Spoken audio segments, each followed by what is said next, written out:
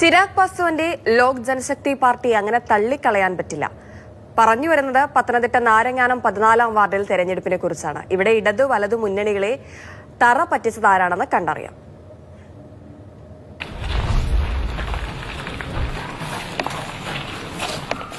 നാലര പതിറ്റാണ്ടായി ഇടതുകോട്ട. ചെങ്കൊടി ഇടതടവില്ലാതെ പാറിപ്പറന്ന 14-ലാണ് ലോക് ജനശക്തി പാർട്ടിയുടെ കൊടിയേറ്റം. ഒന്നും രണ്ടുമല്ല, 53 വോട്ടുകളുടെ ഭൂരിപക്ഷത്തോടെയാണ് ആർ ബിന്ദുമോൾ വിജയിച്ചത്. വെറുതെ പോയി അങ്ങോട്ടും ഇങ്ങോട്ടും പോയി ഇരിക്കുന്നു, അവരേതെങ്കിലും കുറ്റിച്ചൊല്ലിനെ നിർത്തിയാൽ അവർ ജയിക്കും എന്നൊക്കെയാണ് അവരുടെ പ്രതീക്ഷ. പക്ഷേ നമ്മൾ പോയത് ആരുടെയും കുറ്റങ്ങൾ പറയുവോ ഒന്നും ചെയ്യാതെ എനിക്കൊരു വോട്ട് തരുമോ എന്ന് ചോദിച്ചുകൊണ്ടായിരുന്നു.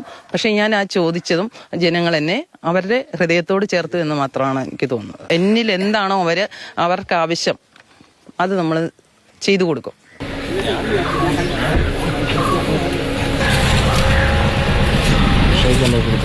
ലോക് ജനശക്തി പാർട്ടിക്ക് തെരഞ്ഞെടുപ്പ് കമ്മീഷൻ നൽകിയ ബംഗ്ലാവ് ചിഹ്നത്തിലാണ് ബിന്ദു മത്സരിച്ചത്.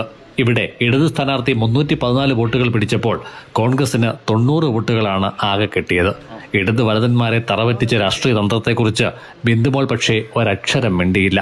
ഇടതു വലത് മുന്നണികൾ അവർ ഇന്ത്യ സഖ്യത്തിന്റെ ഭാഗമായിട്ട് അവർ അലയൻസിലാണ്, ഓൾറെഡി അവർ അലയൻസിലാണ്. അപ്പം ഞങ്ങൾക്ക് അലയൻസ് ഒന്നുമില്ല.